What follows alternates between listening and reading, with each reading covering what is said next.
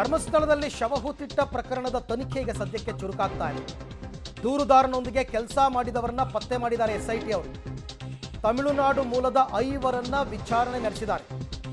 ತಮಿಳುನಾಡು ಸೇರಿದಂತೆ ಬೇರೆ ಕಡೆಯಿಂದ ಕರೆಸಿ ಹೇಳಿಕೆಯನ್ನ ದಾಖಲು ಮಾಡಿಕೊಂಡಿದ್ದಾರೆ.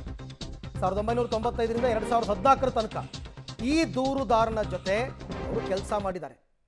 ಧರ್ಮಸ್ಥಳ ಗ್ರಾಮ ಪಂಚಾಯತ್ನಿಂದ ಪಡ್ಕೊಂಡಂತಹ ಕೆಲವು ದಾಖಲೆಗಳನ್ನು ಮುಂದಿಟ್ಟು ವಿಚಾರಣೆಯನ್ನ ನಡೆಸಿದ್ದಾರೆ ಅಂತಕ್ಕಂಥದ್ದು ಗೊತ್ತಾಗಿದೆ. ಅಲ್ಲಿಗೆ ಈತನ ಹೇಳಿಕೆ ಮತ್ತು ಈತನ ಜೊತೆ ಕೆಲಸ ಮಾಡಿದವರ ಹೇಳಿಕೆ ಎರಡು ಸಾಮ್ಯತೆಯಿಂದ ಕೂಡಿರಬೇಕು. ಹೌದು, ಆತ ಆಗಾಗ್ಗೆ ಶವಗಳನ್ನು ಹೂತಾಕ್ತಾ ಇದ್ದ, ನಾವು ಕೂಡ ಆತನಿಗೆ ಸಾಥ್ ನೀಡಿದ್ವಿ ಅಂತ ಹೇಳಬೇಕು. ಅಥವಾ ಆತ ಶವಗಳನ್ನು ಹೂತಾಕಿದ್ದನ್ನು ನಾವು ಕಣ್ಣಾರೆ ನೋಡಿದ್ದೇವೆ ಅಂತ ಹೇಳಬೇಕು. ಪೂರಕವಾದ ಹೇಳಿಕೆಗಳನ್ನ ಕೊಡಬೇಕು. 5 ಜನ ಇವರೆಲ್ಲರೂ ತಮಿಳುನಾಡು ಮೂಲದವರು ಅಂತ ಹೇಳ್ತಾ ಇದ್ದಾರೆ. ಅವ್ರನ್ನ ಪತ್ತೆ ಹಚ್ಚಿ ಕರ್ಕೊಂಬಂದಿದ್ದಾರೆ. ಅವ್ರು ಯಾರು ಈಗ ಧರ್ಮಸ್ಥಳದಲ್ಲಿ ಏನು ಕೆಲಸ ಮಾಡ್ತಿಲ್ಲ. ಈ ಬಗ್ಗೆ ಕೂಡ ಮತ್ತಷ್ಟು ಮಾಹಿತಿ ನನ್ನ ಕೊಲಿಗ್ ದೀಪಕ್ ಜೈನ್ ಅವರಿಂದ ಪಡ್ಕೊಳ್ಳೋಣ. ದೀಪಕ್, ಈಗ ತಮಿಳುನಾಡು ಮೂಲದ 5 ಅವ್ರು ಯಾವಾಗ ಧರ್ಮಸ್ಥಳದಲ್ಲಿ ಕೆಲಸ ಮಾಡ್ತಾ ಇದ್ರು, ಈಗ ಅವರೆಲ್ಲ ಎಲ್ಲಿದ್ದಾರೆ, ಇವ್ರನ್ನ SIT ಅವರು ಪತ್ತೆ ಹಚ್ಚಿದ್ದು ಹೇಗೆ, ಏನೆಲ್ಲ ವಿಚಾರಣೆ ನಡೆದಿದೆ?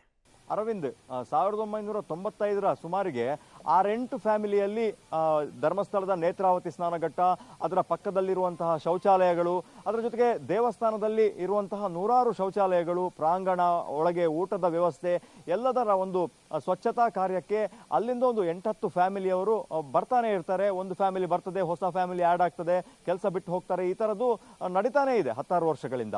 94ರಲ್ಲಿ ಈ ಮುಸುಕುದಾರಿ ವ್ಯಕ್ತಿಯ ಫ್ಯಾಮಿಲಿ ಕೂಡ ಬಂದಿತ್ತು. 6-8 ಫ್ಯಾಮಿಲಿ ಆಗ ಅವರು ನೇತ್ರಾವತಿ ಮತ್ತು ಧರ್ಮಸ್ಥಳದ ಬೇರೆ ಬೇರೆ ಕ್ವಾರ್ಟರ್ಸ್ಗಳಲ್ಲಿ ಉಳ್ಕೊಂಡಿದ್ರು ಅನ್ನುವಂಥದ್ದು.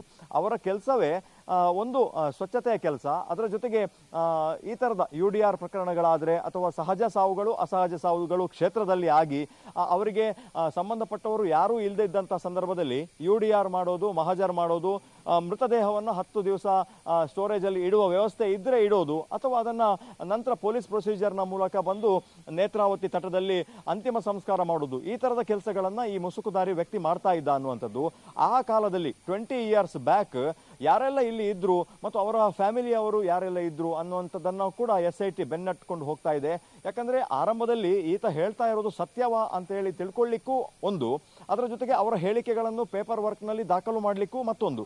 ಹಾಗಾಗಿ ಇಂಥ 8-10 ಜನರನ್ನ ಈಗಾಗಲೇ ವಿಚಾರಣೆಯನ್ನು ಬೇರೆ ಬೇರೆ ಭಾಗಗಳಲ್ಲಿ ಮಾಡಿದ್ದಾರೆ ಅನ್ನುವಂಥದ್ದು. ಈತನ ಜೊತೆ ಕೆಲಸ ಮಾಡುವವರು ಸದ್ಯಕ್ಕೆ ಇಲ್ಲಿ ಯಾರೂ ಇಲ್ಲ ಧರ್ಮಸ್ಥಳದಲ್ಲಿ. ಯಾಕಂದರೆ ಕಾಲಕಾಲದಲ್ಲಿ ಆ ಫ್ಯಾಮಿಲಿಗಳು ಬದಲಾಗ್ತಾ ಹೋಗ್ತಾ ಇರ್ತದೆ. ಅವರು ತಮಿಳುನಾಡಿನಲ್ಲಿ ಸೆಟ್ಲ್ ಆಗಿದ್ರು. ಮಂಡ್ಯ, ಕೊಳ್ಳೇಗಾಲ, ಚಾಮರಾಜನಗರ ಈ ಭಾಗದ ವ್ಯಕ್ತಿಗಳು ಕೂಡ ಇಲ್ಲಿ ಬಹಳಷ್ಟು ಸಂಖ್ಯೆಯಲ್ಲಿ ಬಂದು ಆ ಕಾಲದಲ್ಲಿ ಫ್ಯಾಮಿಲಿಯ ಜೊತೆ ಬಂದು ಕೆಲಸಕ್ಕಿದ್ರು ಅನ್ನುವಂಥ ಮಾಹಿತಿಯ ಮೇರೆಗೆ SIT ಎಲ್ಲ ದಾಖಲೆಗಳನ್ನು ಸಂಗ್ರಹಿಸ್ತಾ ಇದೆ. ಈಗ ಚರ್ಚೆ ಇರುವಂಥದ್ದು, ಈ ಎಲ್ಲ ಪ್ರೊಸೀಜರ್ ಈಗ ಆಗ್ತಾ ಇದೆ, ಇದನ್ನು 15 ದಿವಸದ ಮೊದಲೇ ಮಾಡಬೇಕಾಗಿತ್ತು ಅನ್ನುವಂಥ ಒಂದು ಚರ್ಚೆ ಕೂಡ ಇದೆ. ಇರಲಿ, ಆತ ದೂರು ಕೊಟ್ಟಿದ್ದಾನೆ, ಬಂದು ಇಲ್ಲಿ ಅಗದಿದ್ದಾರೆ, ಅಗದು ಯಾವುದೇ ಪೂರಕ ದಾಖಲೆಗಳು ಸಿಗಲಿಲ್ಲ ಅಂತೇಳಿ ಹೇಳಲಾಗ್ತಾ ಇದೆ. ಈ ಕಾಲಕ್ಕಾದರೂ ಅವರನ್ನು 8-10 ಜನರನ್ನ ಸ್ಟೇಷನ್ಗೆ ಕರೆಸಿದ್ದಾರೆ. ಮತ್ತೊಂದು ಟೀಮು ತಮಿಳುನಾಡು, ಕೊಳ್ಳೇಗಾಲ, ಮಂಡ್ಯ, ಚಾಮರಾಜನಗರ ಈ ಭಾಗಗಳಲ್ಲೂ ಕೂಡ ಮಾಹಿತಿಯನ್ನು ಸಂಗ್ರಹಿಸ್ತಾ ಇದೆ. ಅದರ ಜೊತೆಗೆ ಈ ಮುಸುಕುದಾರಿ ವ್ಯಕ್ತಿಯ ಪರಿಚಯ ಇರುವ ಸಾಕಷ್ಟು ಜನ ಧರ್ಮಸ್ಥಳದಲ್ಲಿ, ನೇತ್ರಾವತಿಯಲ್ಲಿ, ಉಜಿರೆಯಲ್ಲಿ ಇದ್ದಾರೆ.